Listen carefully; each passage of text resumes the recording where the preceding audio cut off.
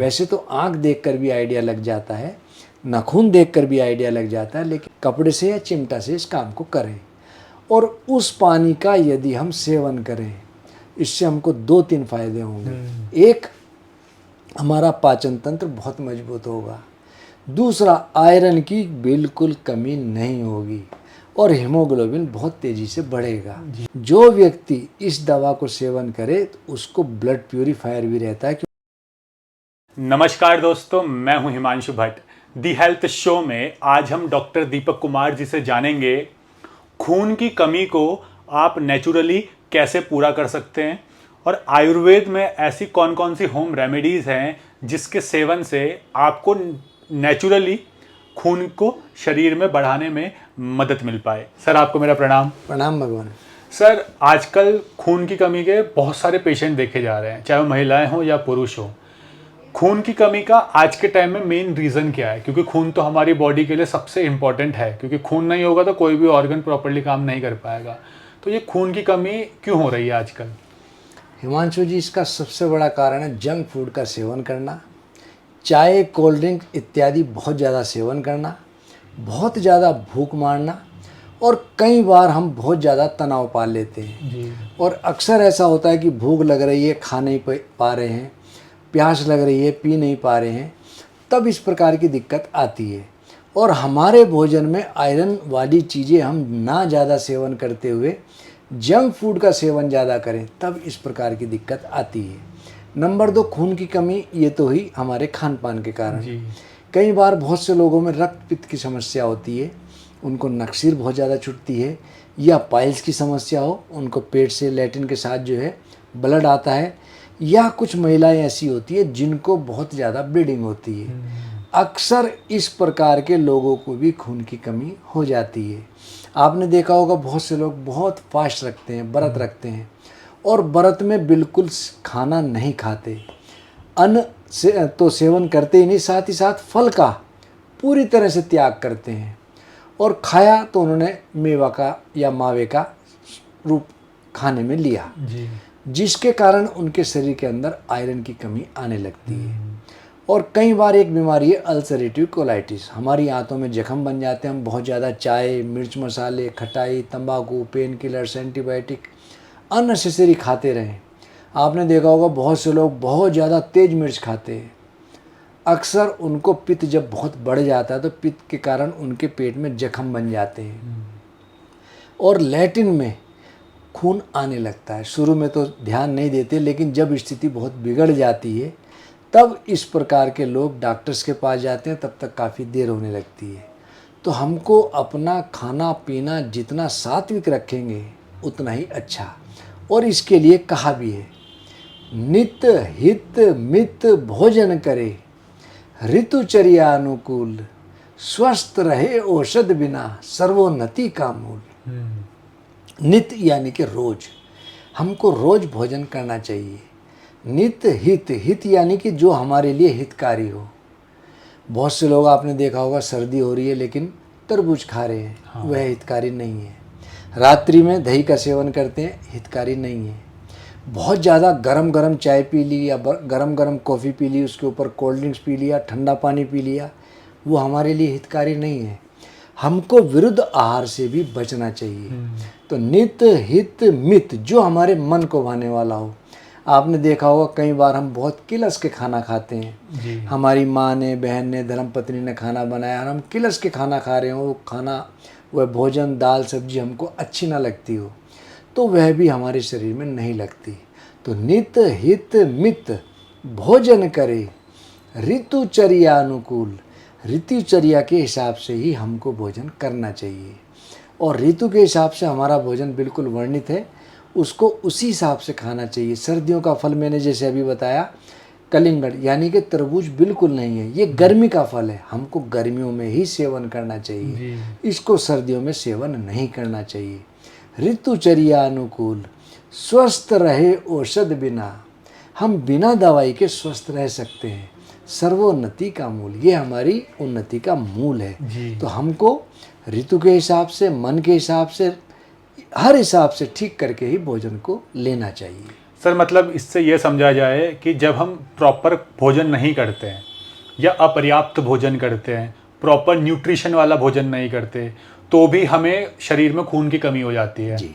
या फिर बीमारियां भी शरीर में खून की कमी का कारण है। और तीसरा, जो हम दवाइयां खाते हैं कई अननेसेसरली, उससे भी खून की कमी होती है। मैंने ऐसा बहुत से लोग देखे हैं जो अननेसेसरी मल्टीविटामिन का सेवन करते हैं, और आपने देखा होगा बहुत से लोगों के अंदर विटामिन B12 की कमी तो नहीं होती, लेकिन अननेसेसरी खाने के कारण लिमिट से वो बहुत ज़्यादा बढ़ जाती हैं, तो वह भी हमारी बॉडी के हिसाब से हार्मफुल है। सर खून की कमी तो हमारे शरीर में हो रही है, ये कैसे पता चलेगा हमें, क्या सिम्टम्स है इसके? सबसे पहले हमारी शरीर के अंदर थकान बहुत तेज़ी से बढ़ेगी, जी। चक्कर आने लगेंगे, बॉडी बहुत ज़्यादा लिथार्जिक होने लगेगी, काम करने की इच्छा नहीं होगी, भूख हमारी कम होने लगेगी, और बाल टूटने लगेंगे, झड़ने लगेंगे, और अक्सर कई बार चक्कर आने के साथ साथ आंखों के आगे अंधेरा आने लगता है, जी। और ये इच्छा करती है कि हर समय हम लेटे रहें। जब इस प्रकार की दिक्कत हो तो हमको डॉक्टर से मिलना चाहिए और अपनी टेस्टिंग करानी चाहिए, जिससे हमको ये पता लग सके कि कहीं हम एनीमिक तो नहीं हो रहे। वैसे तो आंख देखकर भी आइडिया लग जाता है, नाखून देखकर भी आइडिया लग जाता है, लेकिन फिर भी अपने डॉक्टर स्वयं न बनते हुए हमको अपने चिकित्सक से जरूर परामर्श करना चाहिए। तो वैसे अगर मैं जनरली जानना चाहूँ कि ऐसी क्या सिम्टम आंखों में और नाखून में दिखते हैं जो खून की कमी दर्शाते हैं? नाखून हमारे सफ़ेद से होने लगेंगे। अच्छा, अभी लालपन है जैसे हल्का? लालीपन उसकी खत्म होने लगेगी। जी। आंखें यदि आप इस तरह देखोगे तो जो लालीपन है वह कम होगी, सफ़ेदीपन उसमें आने लगेगी। यदि लीवर काम बहुत कम कर रहा है तो उसमें पीलापन आने लगेगा। पीलिया होगा तो हमारी पीलेपन के साथ साथ हमारी आंखें भी पीली होने लगेंगी। तो इन चीज़ों से हमको आइडिया लगने लगता है कि कहीं शरीर में कमी तो नहीं आ रही है आयरन की। जी। तो सर वैसे तो हमारी बॉडी के लिए, मतलब इस शरीर को पूर्ण रूप से संचालित करने के लिए सभी प्रकार के मिनरल्स, वाइटामिन, माइक्रो न्यूट्रिएंट्स जरूरी होते हैं, लेकिन सर ऐसा कौन सा मिनरल या वाइटामिन है जिसकी खास तौर पर जिसकी कमी की वजह से शरीर में खून कम होने लगता है?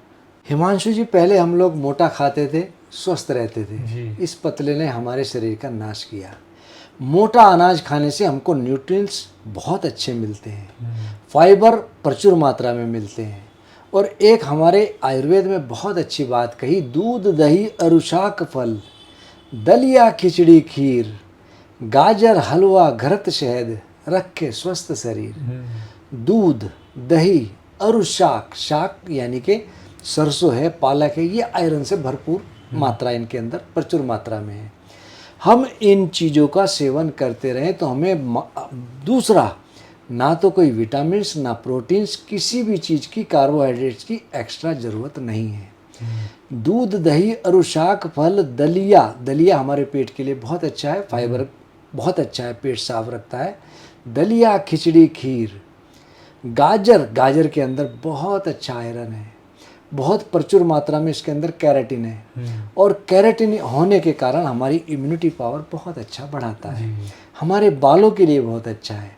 तो दूध दही अरुशाक फल, दलिया खिचड़ी खीर, गाजर हलवा घृत शहद, घी हमारे शरीर की जो चेन है, रस रक्त मांस मेद, अस्थि मज्जा शुक्र, मेद के लिए हमारे शरीर के लिए घी भी नितांत आवश्यक है। तो दूध दही अरुशाक फल, दलिया खिचड़ी खीर, गाजर हलवा घृत शहद, शहद बहुत अच्छा एंटीबायोटिक है। शहद हमारे आमाशय में जाकर ही एब्जॉर्ब हो जाता है और आंत तक नहीं जाता, इसीलिए आयुर्वेद की जितनी भी रस रसायन हैं हम इनको शहद के साथ ही सेवन करते हैं। तो हमारे शहद के साथ सेवन करने से शरीर में ज़्यादा लगती हैं। तो हम इन चीज़ों का सेवन करते रहें तो किसी प्रकार की कोई दिक्कत नहीं होती। रही बात आयरन की, गाजर, चुकंदर, और चुकंदर के साथ साथ पालक, सेव, अनार, इनके अंदर आयरन प्रचुर मात्रा में है। और सेव के लिए तो कहावत भी है कि यदि कोई व्यक्ति रोज एक सेव खाता है उसको किसी डॉक्टर वैद्य की जरूरत नहीं पड़ती है। तो हमको अपनी डाइट में ये चीज़ें ज़रूर शामिल करनी चाहिए।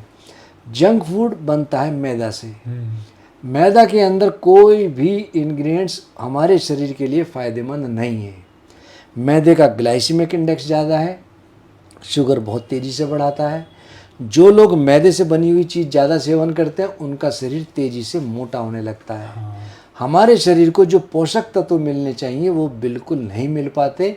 हाँ, हम देखने में तो हट्टे कट्टे हष्ट-पुष्ट हो सकते हैं, लेकिन अंदर से बिल्कुल खोखले होते हैं। आपने पहले देखा होगा जो लोग साधु सन्यासी, बहुत सिंपल इनका भोजन होता था, या जो बहुत गरीब वर्ग का आदमी होता था जो सिर्फ रोटी प्याज के साथ और हरी मिर्च के साथ ही खाता था और साथ में चना उसकी पोटली में बंद होता था, चना और गुड़ उसकी मुख्य आहार था। उनको कहीं कोई दिक्कत नहीं होती थी, पूरे दिन काम करने के बाद भी उनको थकान या सांस नहीं फूलता था। आज हम जरा सा चलने लगे तो हमारा सांस फूलने लगता है। ये बात तो है। तो ये हमारी स्टेमिना आज के समय में बहुत तेजी से डाउन हो रही है। सर, आपने जितने भी ये भोजन बताए हैं, ये सारे भोजन, इसमें आपने ज़्यादा जोर दिया है आयरन पे। वैसे तो आपने स्टार्टिंग में B12 भी कहा था कि लोग B12 की गोली ज़्यादा लेने लगते हैं तो बढ़ जाता है, तब भी प्रॉब्लम है। तो क्या किसी इंसान के शरीर में अगर आयरन की मात्रा बहुत कम हो जाए तो क्या उसका शरीर में खून की कमी भी होने लगती है फिर? बिल्कुल खून की कमी हो जाएगी। उसके लिए एक बहुत सस्ता प्रयोग बता रहा हूँ। जी।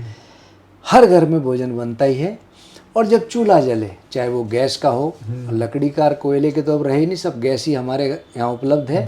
तो जब गैस का चूल्हा जल रहा हो और तवे के नीचे हम एक लोहे की रोड रख दें जी, और भोजन बनता रहे, वो रोड उसमें वहाँ पड़ी रहे, तो आप देखेंगे थोड़ी देर बाद वह रोड बिल्कुल लाल सुर्ख हो जाती है। लेकिन ये रोड जंग लगी ना हो, साफ सुथरी हो, और आयरन उसमें स्टेनलेस स्टील वाला हो तो बहुत अच्छा, नहीं तो आयरन की अच्छी साफ सुथरी रोड हो। जब वह गर्म सुर्ख हो जाए तो एक गिलास पानी में उस रोड को बुझा दो, और बुझाने के बाद उस रोड को हटा लें। हमको रोड सावधानी से हटा, उसमें पकड़नी चाहिए क्योंकि बहुत गर्म होती है। कपड़े से या चिमटा से इस काम को करें, और उस पानी का यदि हम सेवन करें, इससे हमको 2-3 फायदे होंगे। एक, हमारा पाचन तंत्र बहुत मजबूत होगा।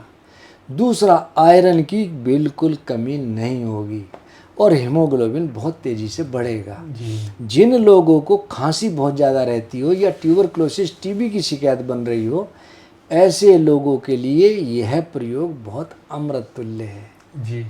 और हम भोजन में हमको गुड़, विशेष रूप से चीनी की जगह गुड़ का ही सेवन करना चाहिए। जो व्यक्ति गुड़ का सेवन करेगा उसको 3-4 फायदे होंगे। एक, शरीर में ऊष्मा बनी रहती है, गर्मी बनी रहती है।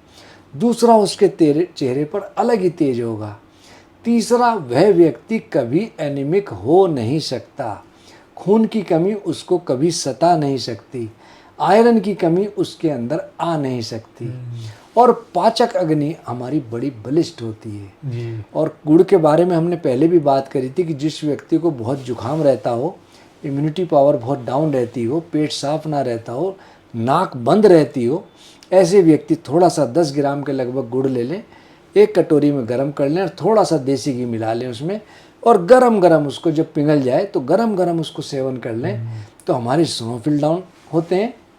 जिस व्यक्ति के इसिनोफिल काउंट बढ़ रहे हो, जिसको जुकाम बहुत रहता हो, खांसी बहुत रहती हो, नाक बंद रहती हो, साइनस की दिक्कत हो, माइग्रेन की दिक्कत हो, ऐसे व्यक्ति को गुड़ पिघला हुआ घी के साथ मिलाने से बहुत लाभ मिलता है, और उसके शरीर से आयरन की कमी जो हो वह भी धीरे धीरे दूर होने लगती है। मतलब गुड़ आयरन की कमी को दूर करने में मदद करता है। बहुत अच्छा। तो सर, ये तो वैसे होम रेमेडीज होगी कि आयरन में, लेकिन लोगों ने क्या किया है आजकल, पहले तो लोहे के बर्तन होते थे, मिट्टी के होते थे, आजकल या तो वो स्टील में बना रहे हैं या एल्युमिनियम में बना रहे हैं। तो क्या इस वजह से भी आयरन की कमी हो रही है क्या लोगों को? एल्युमिनियम के बर्तन में जिस घर में भोजन बनता है, तो यह मान के चलो उस घर में सबसे पहले गैस, कब्ज, एसिडिटी आने लगती है। एल्युमिनियम के बर्तन में बार बार भोजन जो पकता है, उसके कारण हमारी आंतों के फंक्शन वीक होने लगते हैं। मिट्टी में जितने भी पोषक तत्व हैं कभी कम नहीं होते। मिट्टी के बर्तन में यदि हम भोजन बनाएं तो 97% उसके पोषक तत्व बने रहते हैं। लोहे की कढ़ाई में यदि हम अपना भोजन बनाएं तो 90% तक पोषक तत्व बने रहते हैं। लेकिन एल्युमिनियम के बर्तन में यदि हम भोजन बनाएं तो मात्र 10% के लगभग उसके पोषक तत्व रह जाते हैं। तो मैं ये कह सकता हूँ कि खाना तो हम भोजन तो कर लिया, लेकिन बीमारियों को साथ में आमंत्रण हमने दे दिया। इसलिए एल्युमिनियम के बर्तनों को हमको त्याग कर देना चाहिए। और एक बात अक्सर राजीव दीक्षित जी अपने प्रोग्राम में भी कहते थे कि यह एल्युमिनियम के बर्तन ब्रिटिश टाइम में जेल के कैदियों के लिए ही होते थे। आम आदमी के लिए यह बर्तन उपलब्ध नहीं थे। उनको सजा देने के लिए स्लो पॉइजन के रूप में एल्युमिनियम के बर्तन ही वहाँ प्रयोग होते थे। सर, जैसे आपने बताया ना कि जो सीजनल होता है, हरी सब्जियां, उनमें प्रचुर मात्रा में आयरन होता है, गुड़ में आयरन है, या फिर आप लोहे की रॉड को भी यूज़ कर सकते हैं। लेकिन इसके अलावा और कौन कौन सी चीज़ें ऐसी हैं जिनमें हमें आयरन मिल सकता है, खास करके आयुर्वेदिक जड़ी बूटियाँ? क्योंकि आयुर्वेद में जो भी दवाइयाँ बन रही हैं इन्हीं जड़ी बूटियों से बन रही है, चाहे वो शरीर में आयरन की कमी को बढ़ाने के लिए भी हो या खून की कमी दूर करने के लिए। तो आयुर्वेद में कौन सी जड़ी बूटी है जिसका सेवन लोग कर सके खून की कमी से निजात पाने के लिए? नया जीवन जो दे उसको कहते हैं पुनर्नवा जी। और पुनर्नवा नवीन काया के लिए, लीवर के लिए, पीलिया के लिए, हीमोग्लोबिन की कमी के लिए बहुत अच्छा है। और इसकी जो बहुत प्रसिद्ध दवा है पुनर्नवा मंडूर या पुनर्नवा रिष्ट या पुनर्नवा सब। और लीवर की ऐसी कोई दवाई नहीं है जो बिना पुनर्नवा के बनती हो, बहुत कम दवाइयाँ हैं। तो हमको पुनर्नवा का सेवन जरूर करना चाहिए। हम अपनी फार्मेसी में एक दवाई बनाते हैं मेदनाशक गोधनवटी, उसका भी एक घटक पुनर्नवा है। पुनर्नवा कुटकी जिसको केदार कड़वी भी कहते हैं, लीवर की कैसी भी कोई भी बीमारी हो उसके लिए कुटकी अमृत तुल्य है। जिन लोगों को लीवर सिरोसिस हो जाए या पेट में पानी भरने लगे उसमें भी कुटकी बहुत अच्छा कार्य करती है। तो हम जो दवाई बनाते हैं उसमें पुनर्नवा, कुटकी, शियोनाक, काली जीरी, भूमि आंवला और नागरमोथा, इन चीज़ों के घन सत्व से, यानी कि इन सब चीज़ों को लिया, खूब पानी में पकाया, उसको छाना, उसकी गोली बनाई कंसंट्रेट करने के बाद। यह दवाई लीवर के लिए चाहे कैसा भी हेपेटाइटिस हो, हेपेटाइटिस ए हो, बी हो, सी हो, डी हो या ई हो, और साथ में नैश यानी कि नॉन एल्कोहलिक सीरम हेपेटाइटिस, जिन लोगों के लीवर में सूजन आ गई हो, इस दवा के सेवन से उनको चमत्कारिक रूप से लाभ मिलता है। साथ ही साथ लीवर के फंक्शन डिसएक्टिवेट हो रहे हो, एसजीपीटी, एसजीओटी, एल्कलाइन फॉस्फेट बढ़ रहे हो, या आंतों के फंक्शन वीक पड़ रहे हो, या बहुत ज़्यादा जॉइंटिस हो, या हमारी बॉडी में कहीं भी ट्यूमरस सेल्स डेवलप हो रहे हो, उनमें भी ये दवा बहुत अच्छा कार्य करती है। और लीवर के तो मैं कहता हूँ कि हर फंक्शन में ये बहुत अच्छा अपना कार्य दिखाती है। सर, आपने जो बताई है पुनर्नवा, कुटकी, ये सब, ये तो आपने कहा कि लीवर को स्ट्रांग बनाती है, तो क्या ये हमारे शरीर में खून की कमी को भी दूर करेगी? जब हमारा लीवर स्ट्रांग होगा, खून तो हमारा वहीं से बनता है जी। तो हमारा जितना लीवर स्ट्रांग होगा उतना ही हमारी आयरन की कमी दूर होगी। और दूसरा एक बात मैं आपसे और कहूँगा कि जो व्यक्ति इस दवा को सेवन करे तो उसको ब्लड प्यूरीफायर भी रहता है, क्योंकि उसके अंदर त्रिफला है। त्रिफला करे सबका भला। त्रिफला हमारा पेट भी साफ करता है और कहीं किसी प्रकार की कोई दिक्कत नहीं आने देता। तो मतलब हम देखा जाए तो खून की कमी हेल्दी लीवर या अनहेल्दी लीवर से जुड़ी हुई है। अगर लीवर हेल्दी रहेगा तो ये प्रॉब्लम्स हमें नहीं होंगी, अपने आप दूर होने लगेगी। सर, आपने खून की कमी को दूर करने के लिए काफ़ी दवाइयाँ, होम रेमेडीज़ और एक भोजन बताया किस तरह से कौन से सीज़न में करना चाहिए। लेकिन जब आपने स्टार्टिंग में सिम्टम्स बताए थे, इसमें शरीर, बाल भी झड़ते हैं, कमजोरी आने लगती है, बहुत थकान महसूस होती है, लेटे हैं तो लेटे रहने का ही मन करता है, तो इस सारी चीज़ों को दूर करने के लिए कौन सी होम रेमेडीज़ हो सकती है ताकि शरीर एकदम तंदुरुस्त रहे, एनर्जेटिक रहे? मैंने अभी थोड़ी देर पहले कहा था कि एक सेव जो व्यक्ति प्रतिदिन खाता है उसको डॉक्टर वैद्य की ज़रूरत नहीं पड़ती, क्योंकि सेव के अंदर आयरन प्रचुर मात्रा में है। हमको ऐसी स्थिति में गाजर का सेवन अत्यधिक करना चाहिए, अनार का सेवन भी हमको करना चाहिए। लेकिन अनार किसी किसी को कब्ज़ करता है, और यदि हम जूस लेंगे तो वैसे तो बहुत अच्छा है, लेकिन मैं सभी को कहता हूं कि जूस की बजाय यदि हम चबा कर सेवन करें तो वह हमारे शरीर के लिए ज़्यादा लाभदायक होता है, क्योंकि हमारी लार एल्कलाइन है, पेट के अंदर एसिड है, एल्कलाइन और एसिड मिला न्यूट्रलाइज हो गया। लेकिन जब हम डायरेक्ट गटागट जूस पी लेते हैं तो वह हमारे शरीर में इतना फ़ायदेमंद नहीं होता। चबा के खाने से फाइबर भी पेट में जाता है। अनार यदि हम खाएं तो उसके बीज को थूक देना चाहिए, क्योंकि उसके बीज कब्ज करते हैं। और सेब का रस वैसे मार्केट में बहुत उपलब्ध है, लेकिन मैं सबको कहता हूं कि सेब का रस ना लेते हुए हमको सेब वैसे ही खाना चाहिए। जो व्यक्ति, आपने देखा होगा किसी व्यक्ति को बहुत ज़्यादा गुस्सा आता है, तो ऐसे व्यक्ति यदि सेब का सेवन करें तो उनका गुस्सा भी धीरे धीरे डाउन होने लगता है। तो हमको सेब, गाजर, चुकंदर, इनका प्रचुर मात्रा में हमको सेवन करना चाहिए। बहुत से लोगों को पालक से दिक्कत होती है, पेट में गैस बहुत बनने लगती है, या जिन लोगों को अर्थराइटिस की दिक्कत हो उन लोगों को पालक का सेवन नहीं करना चाहिए। अदरवाइज पालक में बहुत अच्छा आयरन है और पेट के लिए पालक बहुत अच्छी साग है। सर वैसे तो आपने बीच में कहा ना कि दवाई में त्रिफला मिला है, और त्रिफला तो त्रिदोष नाशक आपने बताया है, वो हर बीमारी में फ़ायदा पहुंचाता है। लेकिन त्रिफला में को बनाने में एक जो औषधि यूज़ होती है वो है आंवला। तो क्या खून की कमी को दूर करने के लिए, बॉडी में एनर्जी लाने के लिए आंवला फ़ायदेमंद है क्या? और अगर है तो फिर आंवले को किस तरह खाया जाए? भगवान ने आंवला एक ऐसा फल बनाया है जिसको उबालने के बाद भी उसके विटामिन्स, प्रोटीन्स बिल्कुल कम नहीं होते। और जो व्यक्ति आंवले का सेवन करे उसकी आंखें चमकदार होती हैं, आईसाइट स्ट्रांग होती हैं, बाल टूटना झड़ना कम हो जाता है, और विटामिन सी इसमें प्रचुर मात्रा में होने के कारण इम्यूनिटी पावर हमारी बहुत तेज़ी से बढ़ती है और खून की कमी भी इससे दूर होती है। त्रिफला करे सबका भला, पेट साफ रखता है। और त्रिफले में 2 गुण हैं। रात को हम खाएं तो ये हमारे लिए विरेचन का कार्य करता है, प्रातःकाल इसको सेवन करें तो ये रसायन का कार्य करता है। रसायन यानी कि हमारे शरीर के अंदर से बीमारियों को दूर करता है, हमको निरोग बनाता है और हमारी स्तंभक शक्ति को बढ़ाता है। जी सर, कई लोग कहते हैं कि शरीर में आयरन की कमी को पूरा करने के लिए आपको पूरे शरीर पे तेल लगाकर धूप में बैठना चाहिए, क्या इससे फ़ायदा होगा? तेल लगा करके बैठने से आपने देखा होगा जब नवजात बच्चा होता है उसको पीलिया हो जाता है। उस पीलिए की सबसे अच्छी दवाई है कि हम तेल लगाकर बच्चे को धूप दिखाएं, तो पीलिया स्वतः ही कम होने लगता है। दूसरा, हमारे शरीर के अंदर यदि विटामिन डी की कमी हो उसके लिए यह प्रयोग भी बहुत अच्छा है।